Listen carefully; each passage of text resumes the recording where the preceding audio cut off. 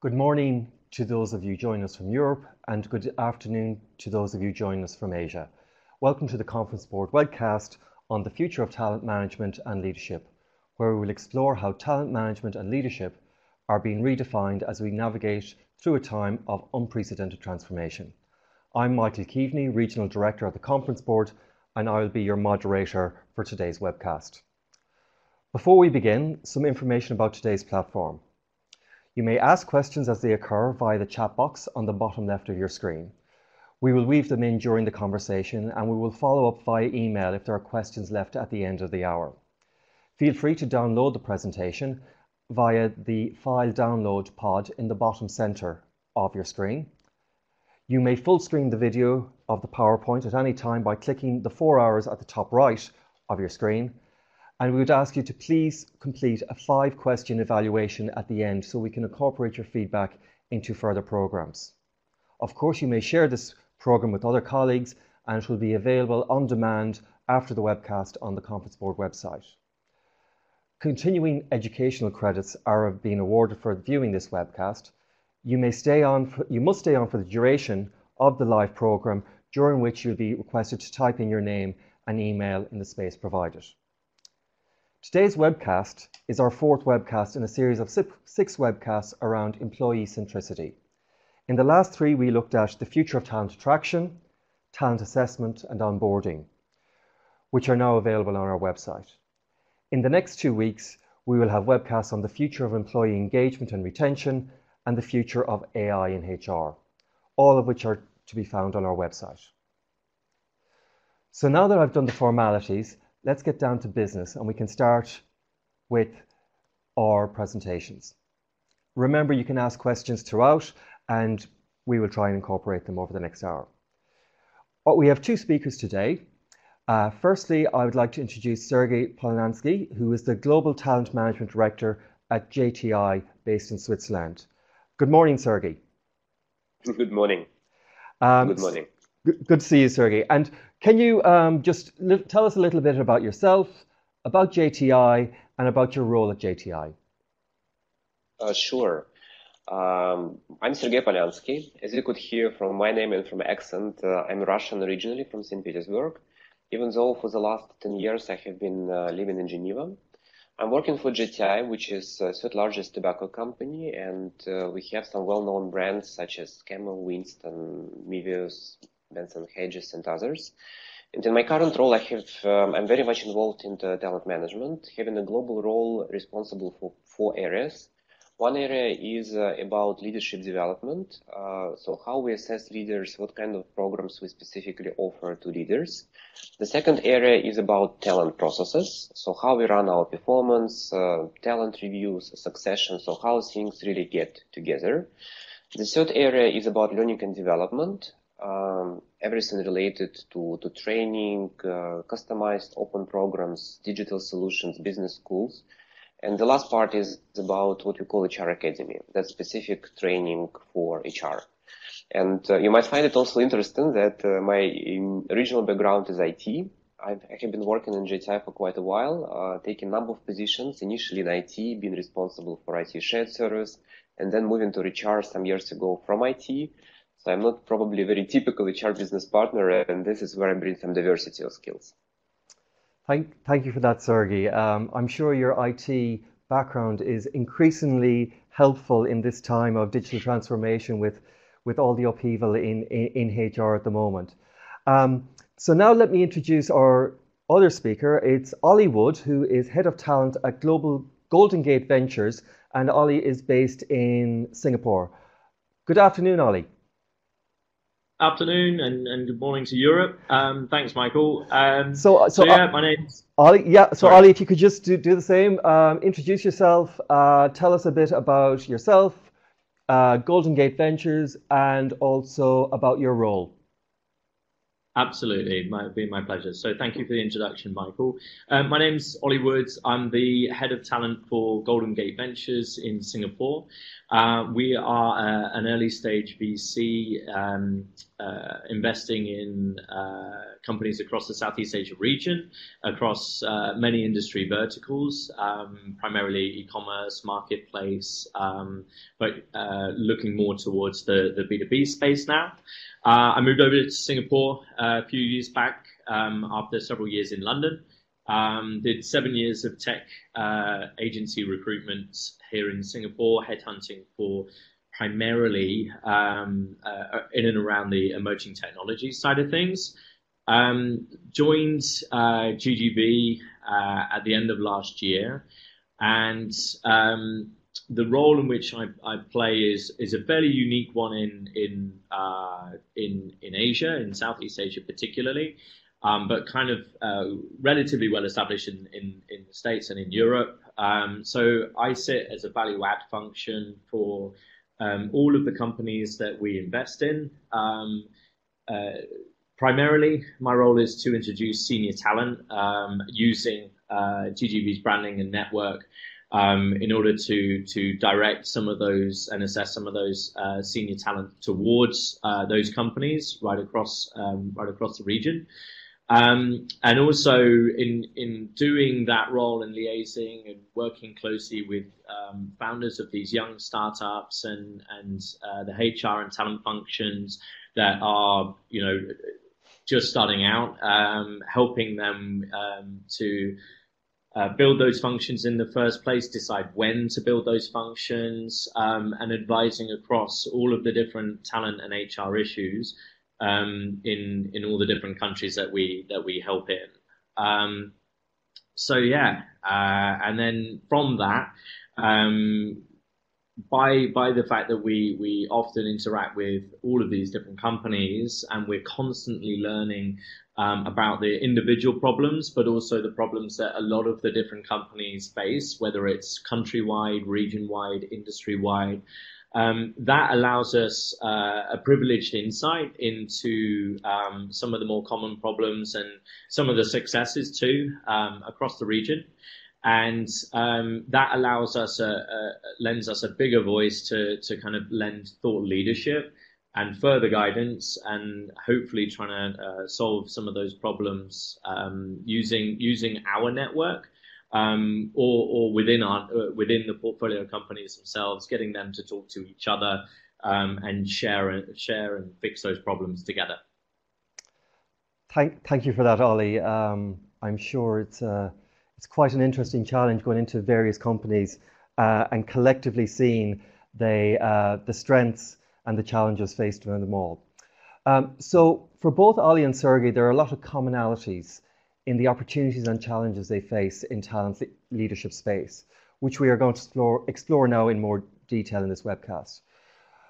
Before we zoom in on these, I'm going to ask Ollie and Sergey to both present their work and top 3 opportunities and challenges that they currently see in the talent management and leadership space. So Ollie, can we go back to you again? And if you could share with us your thoughts and insights on talent availability and talent retention. Absolutely.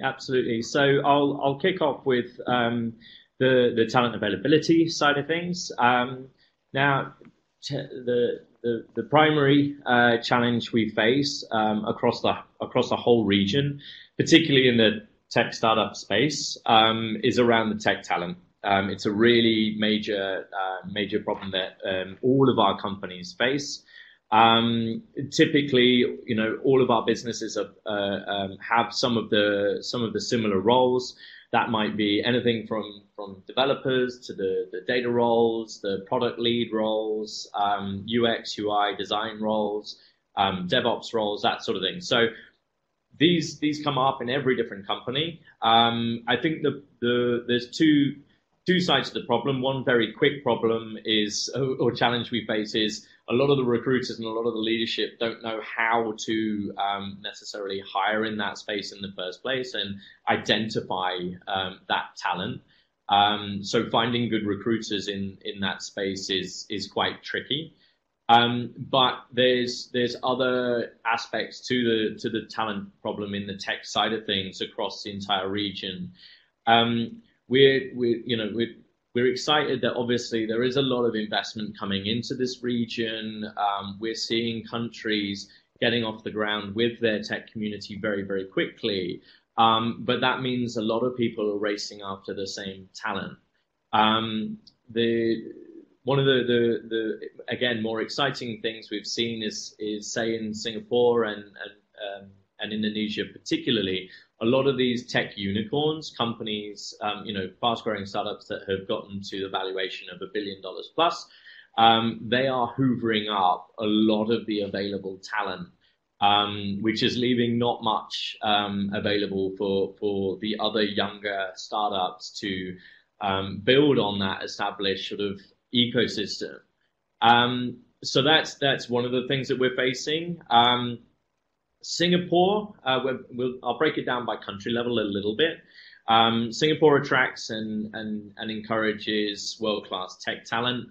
It's been a big mission of the government here over the last sort of 10, 15 years. So we do see a lot of the established talent, but it is still a case that demand outstrips supply. We get a lot of the startups and the unicorns that are taking a lot of the tech talent, but they're also competing with the global MNCs, both tech and non-tech background, who are competing for that same talent. All of them looking to, they're encouraged to set up one of their global innovation centers or labs or similar in Singapore. So everybody is competing for the same talent, and that in itself causes the trouble. However, the actual talent here is of very high quality. But it just means that setting up an entire tech talent base here is very expensive. In Vietnam is one of the more promising up-and-coming countries in terms of it's receiving a lot of attention at the moment, particularly with the trade war between the US and China. So a lot of companies are looking towards Vietnam as a next country to kind of invest in. So we're seeing a lot of companies wanting to set up there. But there's some great tech talent there on the ground. A lot of people looking to offshore their tech function over there. However, the difficulty we see there compared to other places is the level of the standard of English and communication is not as high as some of the other countries that we might see tech outsourcing done to before. If that issue can be addressed, then that can be a great potential tech hub itself. Indonesia, as I say, we've got the largest market of unicorns there. They are hoovering up all this talent. The competition is so excruciatingly fierce, not just in tech talent, but all talent, that we're seeing people move far too regularly. Talent that stays with can easily change jobs 2 or 3 times a year without that seriously affecting their career advances in the future.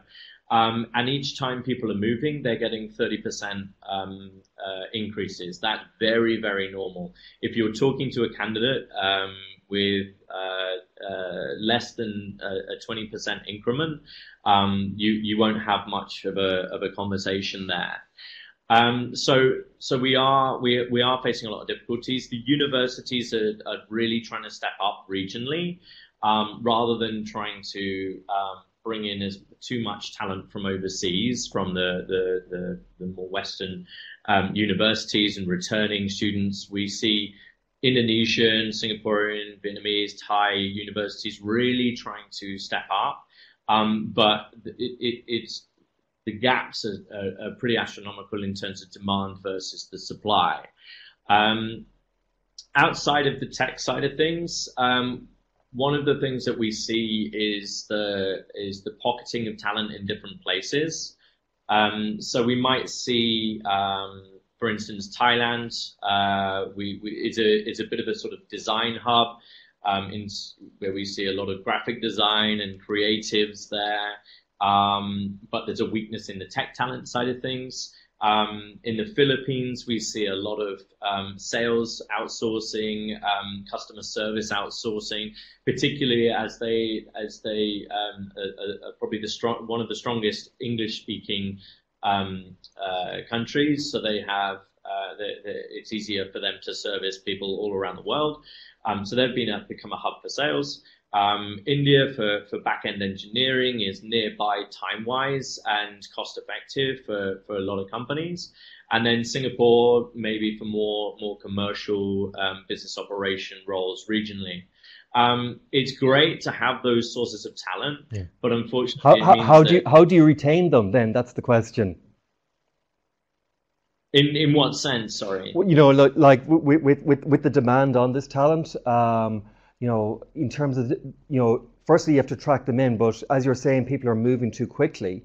So what are you addressing, or how are you employing yourselves to, you know, secure talent retention for longer periods versus having a high turnover? I think the trouble has been because, and so I was about to move on to with the talent retention side of things. I think people are just fighting over, have been fighting over the same talent and just looking at increasing salary side of things, rather than a balance between, you do have to give a bit on the salary side, but also on the career opportunity side of things. And we are starting to see more people focused on the exposure that they're going to get and the career advances that they're going to get in the long term, more sustainable development in their career, rather than just going for the big brands. That's definitely a bit of a shift that we've seen regionally in the last few years. But yeah, I think what we tend to, one of the problems that I've seen particularly on the salary side of things, is a lot of the companies that we've been working with giving very, very minimal pay increases, not taking into account the risk that obviously if you don't give these, you know, the increases, the increments that people are looking for on a yearly basis, then people are going to move. You have to assume people are going to approach your folks. So you have to put in incremental lifts on their salary, to the extent that in Indonesia the problem is so bad that our recommendations have been to give multiple lifts in salary in 1 year, because if you're not, and somebody sees that they can get 30% in one lift, and in their current company they're only going to get 5% lift once a year, then for them the risk is worth taking in terms of moving to another company. So looking at ways at de-risking on the salary side of things, but it's also about a longer term conversation. One of the things that I've noticed that from before they're hired right through to later on in their career with a particular company, there hasn't been much conversation today around what this person specifically, or this individual wants. They're focusing far too much on getting the right talent in the first place, that they forget that, you know, these people, you know, have certain career aspects, that they want to pick up certain skills. And often people haven't even, you know, have never even encouraged these conversations in the first place, whether in work or outside. So the fact that you're purely the fact that you're engaging with them on that basis means that there's a much higher level of trust, a much higher level, therefore, of loyalty. You can manage the expectations a lot more. And honestly, one of the other problems, if it's not to do with salary, the other problems in terms of the talent retention side of things is to do with well, from the recruitment side of things. When I'm talking to people, I see a lot of people looking out because they simply haven't had the conversation with their boss about their things that they're unhappy with.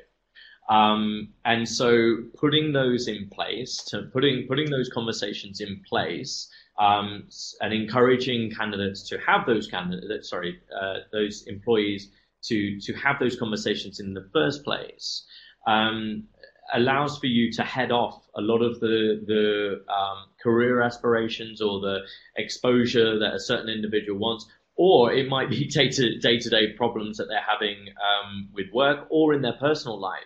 but they're not necessarily feeling that they've got the forum to discuss that. I think that's something that's probably quite a big difference between Europe and more developed markets and some of the Asian markets, where some of these conversations might be seen as a little awkward, a little confrontational, and they're not sure whether they can bring the certain things up. So we are really trying to drive a lot more transparency and openness between both and it comes from both ways. Yeah. So it's managers and candidates. I was going to ask, is this more of an issue for older managers than the younger employees? This kind of cultural difference in terms of being much more open, like for the manager to be much more open with the people, with his colleagues than the reporting person. I think there's a problem on both sides. I think the management is having to, there's rapid transformation of these managers won't have had that conversation themselves when they were a younger employee, and also the employees that are coming in, if we can encourage, they still haven't done it either. But even if we have to kind of get both of them lined up ready to have this conversation, you can't encourage one side and not the other. So it's a problem on both sides, but obviously making the employees feel comfortable with being able to broach these subjects, feeling like there's an open, there's an open door policy to raise things that they're concerned about. That to me is largely the responsibility of both the HR and of the leadership, both the direct leadership and obviously founding leadership as well, or CEO. So yeah, I do think a lot sits with the older leadership side of things as well. But I wouldn't, when I'm speaking to a lot of younger people out there, I do say that they have got a responsibility to raise these things.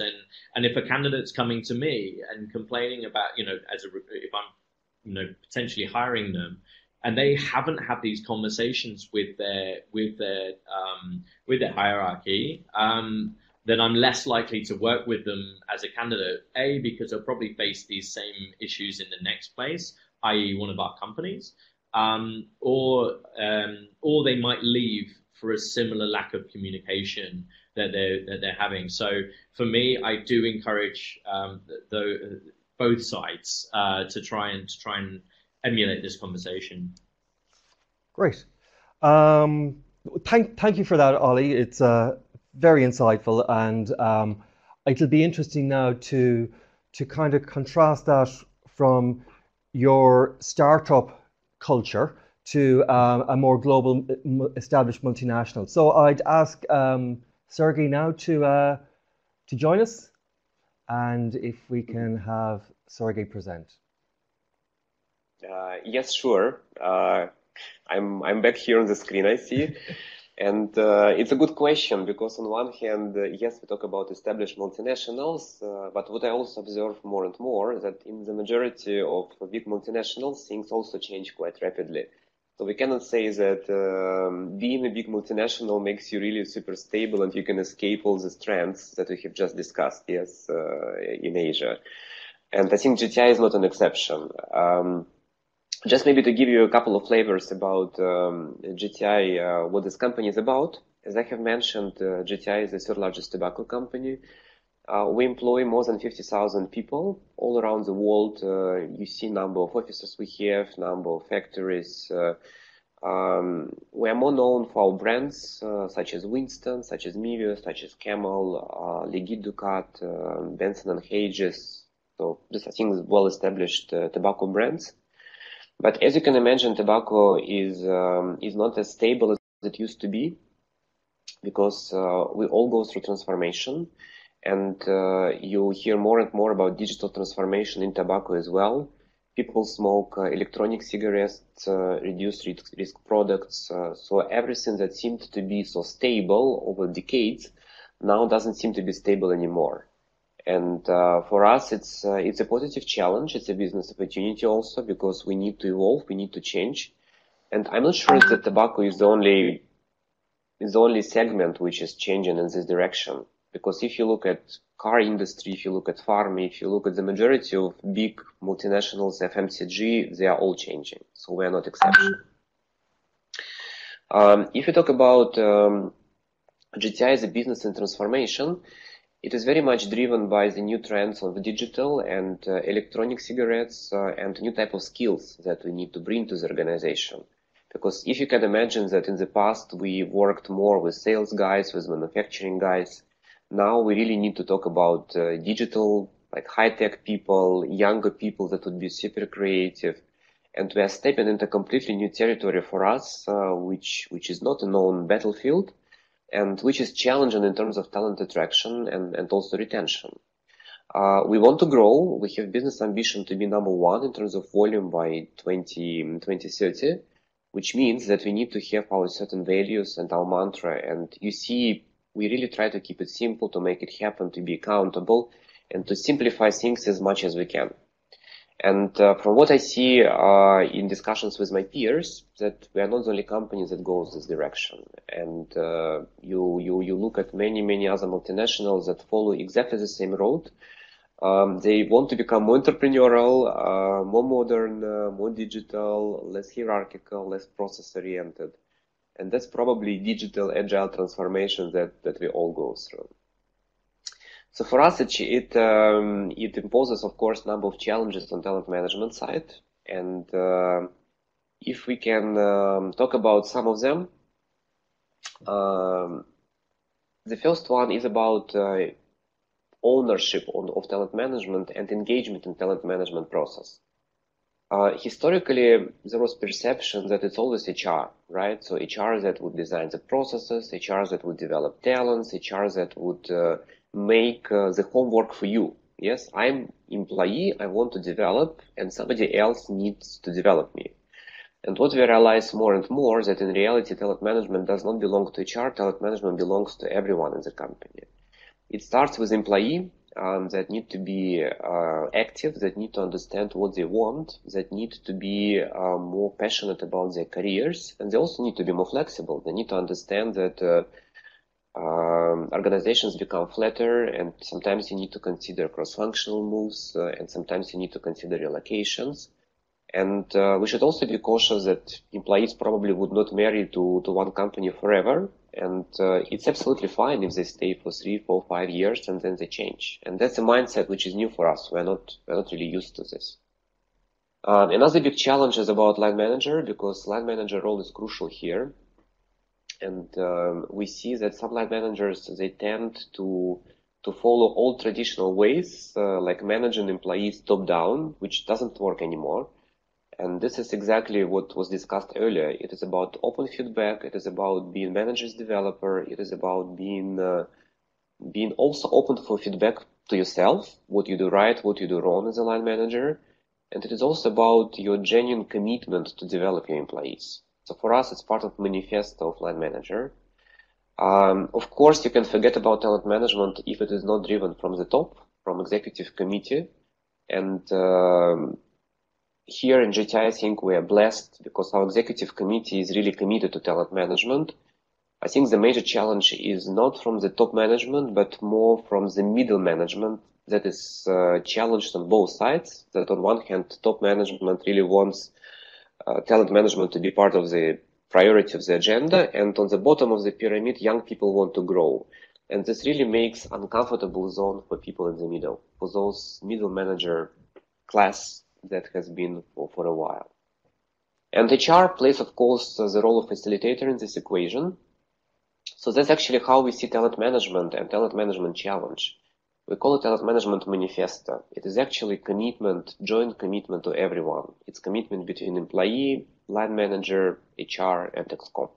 And that's actually the essence of our talent management vision in JTI. Another challenge is that the traditional talent management model is challenged more and more.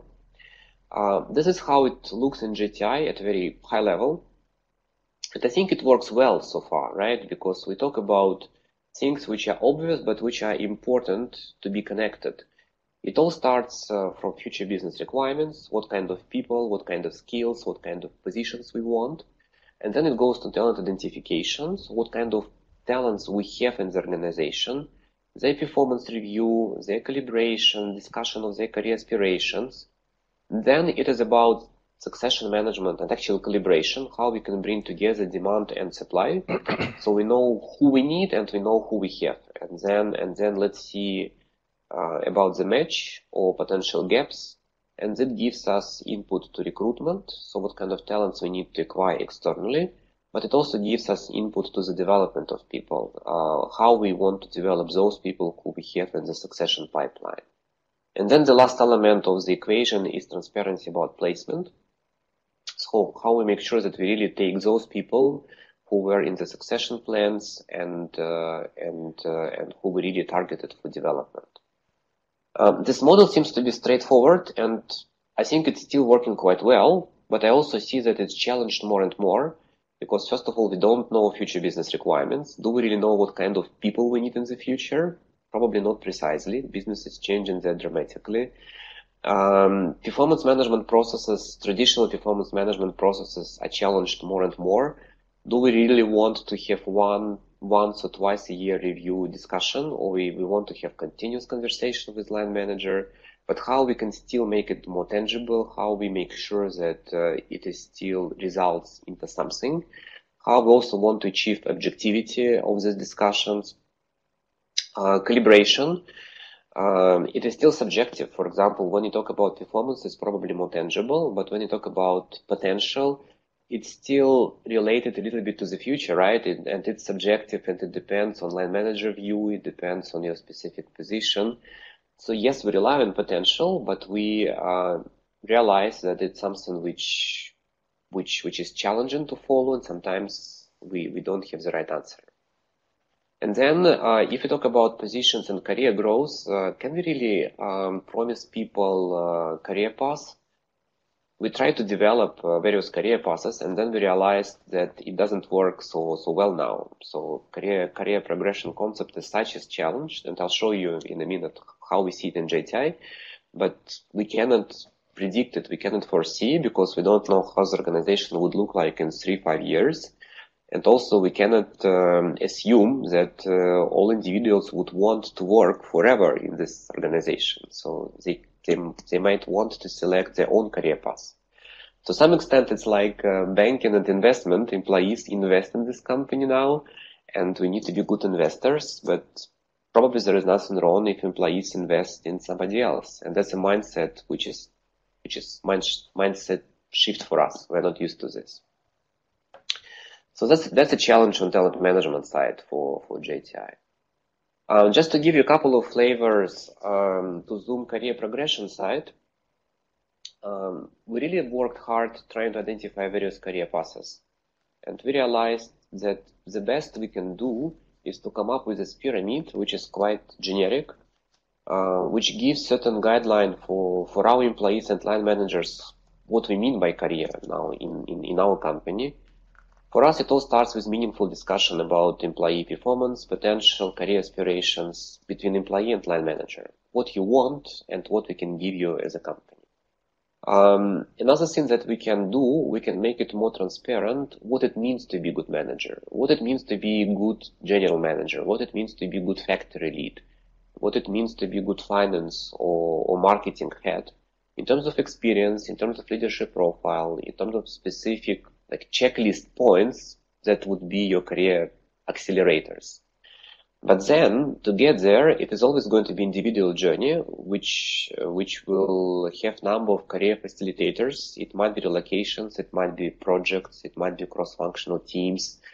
So we can help people gain this required experience and probably be on the short list for succession. But you cannot guarantee that you start in one department and you become general manager by following predefined paths.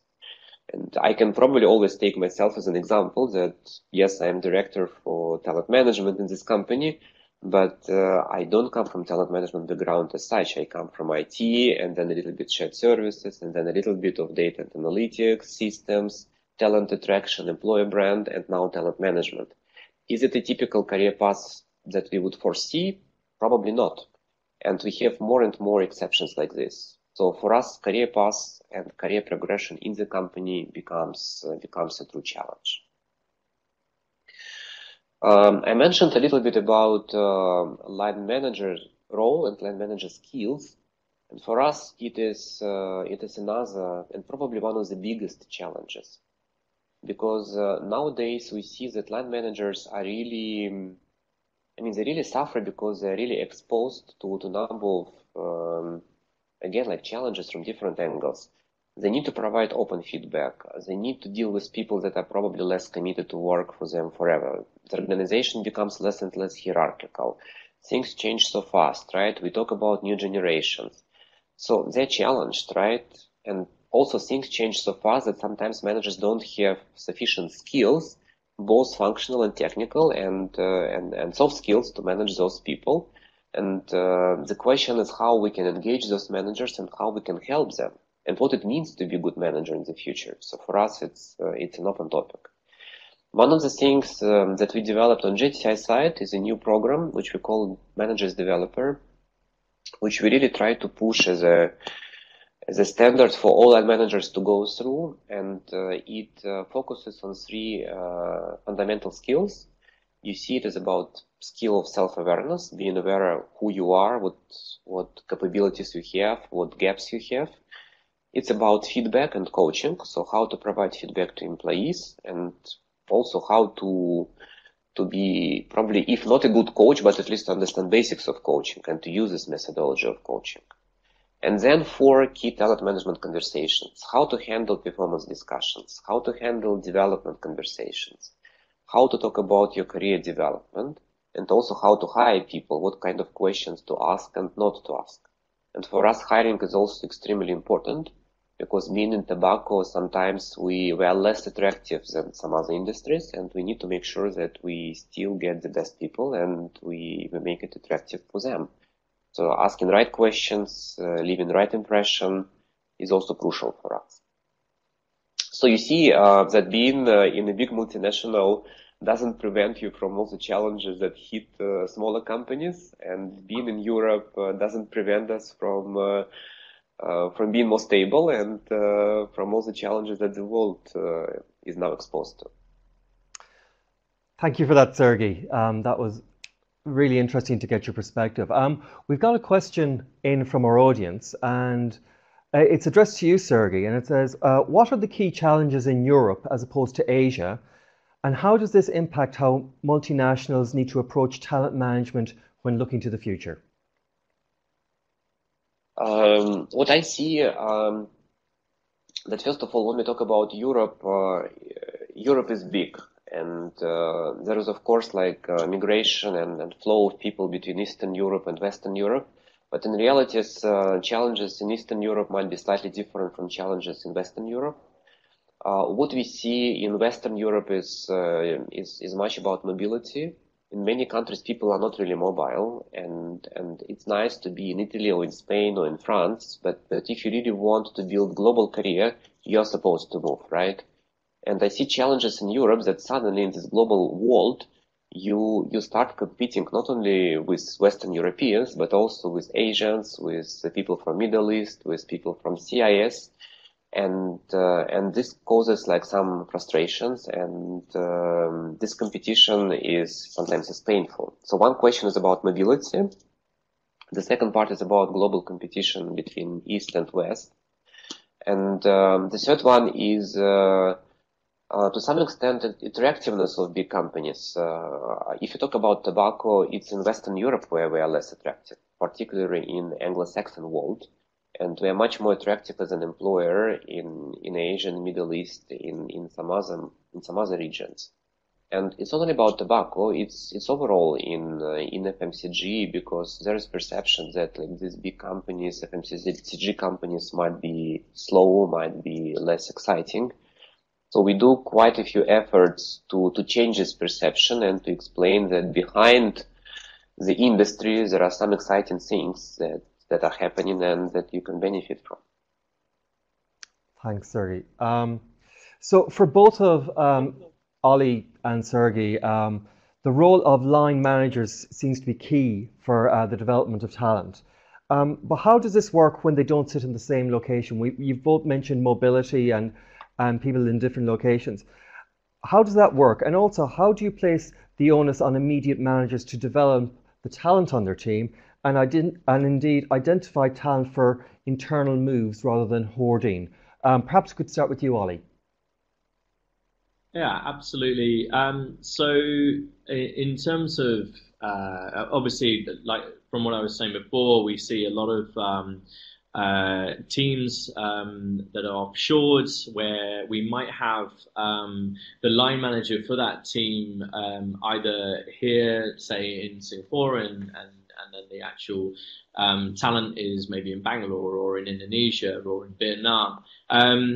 One of the things that we see is beneficial in that sense is that the leadership is close to the decision making, and therefore they're in line in terms of what's produced for the company. However, that does leave huge communication issues in terms of on the talent side of things.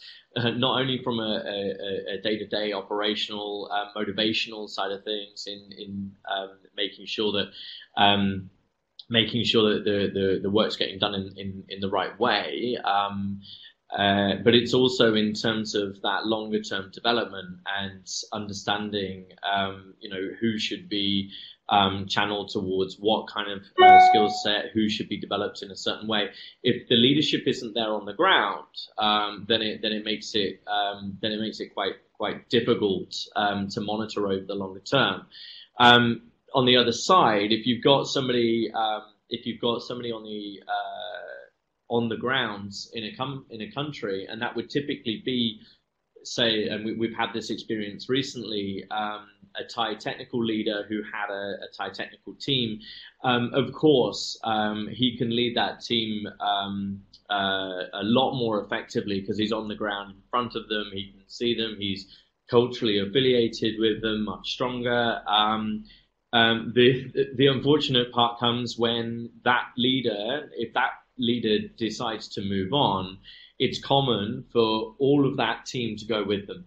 And that can happen in the sales side, it can happen on the tech side, it can happen in marketing, whichever. So there is a lot of loyalty on the ground, especially if they're together in another geography, working with a more centralized corporate office, say in Singapore or similar.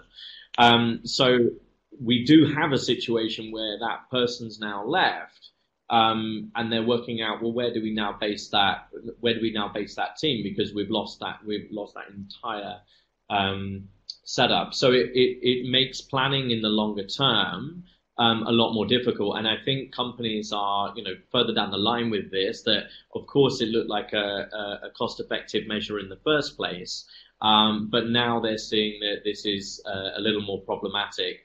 Whether, as I say, you have the leadership locally, the leadership regionally or at a distance, or whether you have it on the ground with them. If I'm to offer any kind of solution for that, it's getting as much bilateral engagement as much as possible. Not only going over, getting the leadership to go over and engage on the ground with those countries, which gains a huge amount of appreciation and opens up channels of communication really well. But also bringing those teams over to the more regional offices. I think people see that as too high a cost, but in doing that, it shows a lot of commitment. It allows them to see what's going on a grander scale across the region, which just promotes a lot more longevity. It opens up those communication lines in general. Okay. But generally speaking, it is an open question. It's very difficult. I don't necessarily promote the offshoring, the outsourcing of talent to other areas. My main message at the moment is to is for a lot of our companies to build robust, sustainable teams of many different talents in the same place rather than offshoring it. Thanks for that, Ollie. Sergey, for you in a multinational, how does that differ in terms of your approach? If you talk about, for example, people working in different locations and working remotely, it's not a problem when employees and line managers work from different locations. We have more and more global functions and more situations when indeed line manager will have teams all around the world, and with new technologies, with Skype, with videos, with conference calls, it becomes easier. Where it is more difficult for us is that at a certain level you still need to be present at the meeting, present maybe at headquarters or at regional offices. So it's nice to talk that you can work from everywhere, but in reality, at certain level, you need to know people. It's also power of relations, power of connections. And maybe we're more traditional, maybe we're a company that is more relationship driven, but we shouldn't undermine the importance of, like having coffee with somebody in headquarters in Geneva and discussing this topic. Yeah. So to me, there are certain limits actually. Yes, you can work remotely, but in reality, at a certain level, you probably need to be in headquarters, in regional offices. You need to be with other people, and this is where it becomes counterproductive if these people are not present.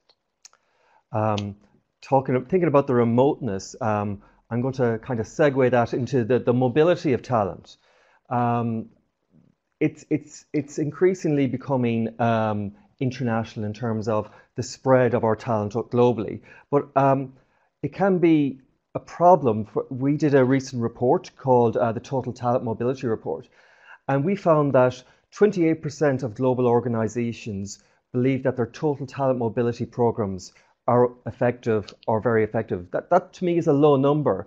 What are some of the proven approaches that you have taken, Sergey, in terms of ensuring that your talent is truly mobile, both in terms of regions but also in silos? I wish I had a good solution. I think we all suffer indeed from the fact that some people, they're not mobile, and some people are mobile but in very selective locations. And tobacco is a challenging environment because in reality we produce cigarettes in some hardship locations, and people also smoke in hardship locations. Yes, we have office in Singapore, in Hong Kong, in Miami, but these are more like regional representative offices. But in reality, where we have business, it's much about like Sudan. Sometimes it might be even like Iran. It might be Indonesia. It might be factories in Russia, but not in the center of St. Petersburg or Moscow. So it gives different perspective. And of course, it's a challenge for us to convince people moving there. We have quite generous, I have to say, mobility programs, and that's where we probably just pay some premiums for people to go. We try to position mobility as one of the accelerators of career. We don't want to be strict that if you are not mobile, you don't have career at all, but you need to be realistic. If you want to get international experience, if you want to have broad experience, you need to be mobile. And this is where global competition comes to the picture, because maybe you are not mobile and maybe you like, well, let me use like Spain as an example. You like Spain, but when we talk about marketing head of Spain, it might be you, but it might be people from Hong Kong, from Singapore, from Egypt, from other countries that are mobile and that are ready to go to Spain. So that a little bit makes people to move more, but to be honest, I don't have a good answer because I think we're in the same boat. And the only thing which we try to do is just to promote as part of career progression, that if you really want to get to the top, you need to collect experience. Not that you must be mobile, but you must collect experience, and mobility is a good catalyst to get this experience. Thank you, Sergey. So, Ollie, for you, you've been based in Europe and now you're in Singapore. Do you see differences between Asia and Singapore when it comes to the challenges of talent mobility?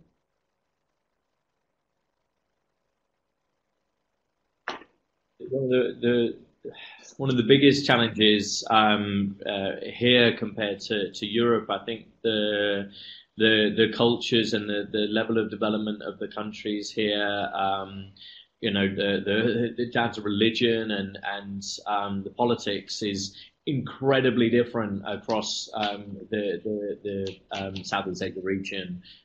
You've got countries of Indonesia where you've got 250, 260 million, the largest Muslim population in the world, and then you've got Philippines, which is 100 million, growing very, very quickly at a different stage of development, very Christian country. You've got Thailand, very Buddhist, sort of 60, 70 million. You've got Vietnam's a communist country, so different things to factor into that. Cultural challenges. Cultural challenges are one of the biggest barriers. In a certain sense, but actually, despite that, you see a huge amount of openness to go over to different cultures and to try different things, and I think people are willing to be a bit more mobile for their careers. I see a lot more, I mean, just from my experience back home, I see a lot more reservation to step out in the first place. I think one of the challenges is getting the sort of global talent that Singapore is able to attract, and to start pushing that out to the region. I think we could really use people in Jakarta, in Bangkok, in Manila, who could really lend some strategic value to a lot of the businesses that are growing up there, and vice versa. The candidates or the employees there would get amazing experience helping to change and build things in these countries, but getting people to actually want to those global candidates to want to go out to the region can be really difficult. But intra Southeast Asia, between the countries, people are a lot more open to trying out different cultures, to engage in a different way. Where I see a lot more, I've seen a lot more resistance to that in terms of people moving to much wider culture gaps from Europe to other parts of the world. Okay, thank you, Ollie. I'm conscious of time, so we've got some questions that have come in from our viewers. We've got one here. How do you balance providing an empowering climate for employees to manage their career growth development with the realities of talent investment this would require? Is the talent 9-box prioritization of talents to invest in here to stay? Sergey, I'll put that to you. Yes and no, because we still rely on 9-box grid, on talent metrics. We also made it more transparent to people. We opened access to all population in JTI, so people know their position in talent metrics. As we discussed, potential might be a little bit subjective, but in reality, it still gives feedback to people. And I believe that transparency is really a catalyst of employee empowerment, because if we have open discussion, how we see your career progression, if we really talk to you about potential opportunities that you might have, then you have a choice. And if you want to grow, you grow. If you want to grow in another company, okay, it's absolutely fine also for you probably to move on somewhere else. But I think we need to be transparent, how we see you, how we see your potential, how we see your performance, and how we see your future. And also you need to be honest what this company can do for you and where the limits are. Because at the end, you are an investor. You invest your time in this company, and you need to make a decision whether you want to continue investing or not. And I might sound a little bit critical. In reality, we try to promote people from within, and we have average tenure of 8 years. People stay in JTI for quite a while. But we really try to make it transparent to people and to encourage this open discussion between employees and line managers. Ollie, do you have a comment on that? I'm just conscious of time. We've got about 5 minutes left, and we've got a few more questions. Ollie, would you like to add to that? So run it by me again. It was quite a long question. Um, how do you balance providing an empowering climate for employees to manage their career growth development with the realities of talent investment that this would require? Yeah, something that we've been having quite a lot of conversations at the moment about. I think there's obviously, I think that always the starting point has to be for any business, whether it's a startup or an MNC or whatever. This I don't believe changes. Obviously, starting from a point of view of where your needs lie. Then it's going back to that sort of career conversation that I think most companies are not necessarily having nearly enough in order to help manage the expectations. We do see a lot of really high expectations of talent coming in and expecting in their first year or first 6 months to have a huge impact and then move on to the next role, move on to the next exposure. It's about managing that expectation from the very beginning before they're employed, and sharing the realities of what the company needs rather than focusing too much on developing things overnight. I think we need to be a bit more long-termist with this. Okay. It's essential in the planning for this. That you start to work out where those gaps are, have that conversation where you can fit and adapt to it. But a lot of the people, that I speak to are absolutely fine waiting for those opportunities over a longer term. Okay. I think one of the things that most people are fed up with in terms of the companies trying to manage expectations around career growth is massively over-promising in terms of when they get hired or the conversations that are going on, constantly sort of saying. So a realistic assessment of what the future may lie. Absolutely. Perfect. Okay. Absolutely. All right. Yeah. We've probably got time for one more question, and this kind of looks at the role of HR. So, in terms of what does HR have to do internally to effectively deal with talent, and, based on the future business requirements, and what processes are being implemented by HR these days to make it ready for the future. Sergey, would you like to touch on that? And we just have to touch it very quickly because we're about to run out of time. Okay, I'll be shortened with my IT experience. Agility. We're running now a project to set up agile teams in HR and to implement agility to work in a completely new way. It's one thing. And another thing, I think HR would be more and more responsible for employee experience as such, because you need to accept that employees and line managers can do a lot of things themselves, but HR would be a catalyst of employee experience. Be open, be transparent, don't be afraid to share more information, empower employees and line managers, and create this environment, create this culture, create this employee experience. Ollie, very quickly? Very quickly, yeah.